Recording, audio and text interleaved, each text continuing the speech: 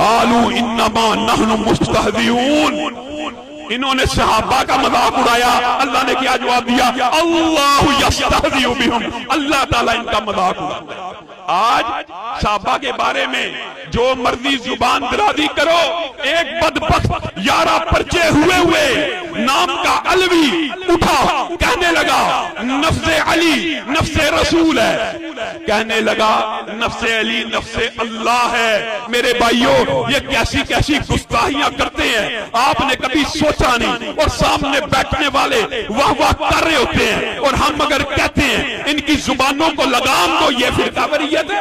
اور فرقہ وریت تمہیں نظر نہیں آتی، وہ بکواس کرتے ہوئے کیا کہتا ہے؟ امی عائشہ کو رسول اللہ نے تو اپنی زندگی میں واقعی طلاق نہیں تھی دی، لیکن چونکہ نفس رسول ہیں، علی نفس رسول ہیں، بعین ہی بذاتی ہی ویسے ہی ہیں جیسے رسول اللہ۔ تو جنگوں کے بعد علی نے کیا کہہ دیا تھا؟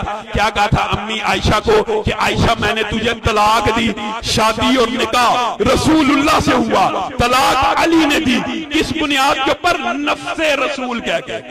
اس بدبخت کو شرم اور حیا نہیں آئی کہ یہ بات کیا کر رہا ہے؟ جو نفس رسول جس طریقے سے تو بنا رہا ہے، بتا فاطمہ اور علی کا آپس میں رشتہ کیا بنتا ہے؟ یہ بدبخت ایسے گستاخ ہیں، اتنی بڑی توہین کر جاتے ہیں، اتنی بڑی گستاخی کر جاتے ہیں، اور الزام ہم فقیروں کے اوپر، الزام پھر بھی اہل حدیث کے اوپر، دیوبند کے اوپر، بریلوی کے اوپر۔ وہ جلالی صاحب نے جو بھی بات کی، انہوں نے یہی کہا تھا نا کہ فاطمہ رضی اللہ نے اجتہادی غلطی کی، وہ تو فرقہ وریت ہے، اس کے جرم میں تو گرفتاری ہوگی۔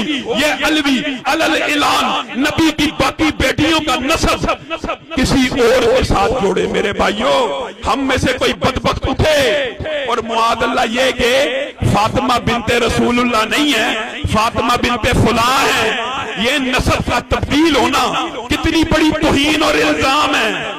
یہ تو توہین اور الزام ہے، لیکن نبی کی باقی بیٹیوں کا نسب یہ بدبخت جس کے ساتھ مرضی جوڑے، یہ توہین نہیں ہے۔ اسی لیے تحفظ بنیاد اسلام بل کے اوپر ان کو تحفظات ہیں۔ تحفظ بنیاد اسلام بل پیش ہوگا، منظور ہوگا تو ان کی گستاخیاں بند ہوں گی۔ آئیے، ہمارے سے خطرہ ہے کس چیز کا؟ فرقہ وارانہ گفتگو کریں گے، توہین کریں گے؟ جائیے ایک ذمہ دار سٹیج کے اوپر بیٹھ کے اپنے کبار علماء اور اکابر علماء کی موجودگی میں یہ بات کہتا ہوں، فرقہ وریت کا حل ادارے بھی نوٹ کر لے، انتظامیہ بھی نوٹ کر لے، حکومت بھی نوٹ کر لے۔ اٹھائیے، ابو بکر سے لے کے امیر معاویہ تک کوئی کسی صحابی کی گستاخی کرے، اس کی زبان کو کاٹ ڈالا جائے، اور اہل بیت میں سے علی سے لے کے حسن و حسین تک کوئی کسی کی گستاخی کرے، اس کی بھی زبان کو کاٹ ڈالا جائے۔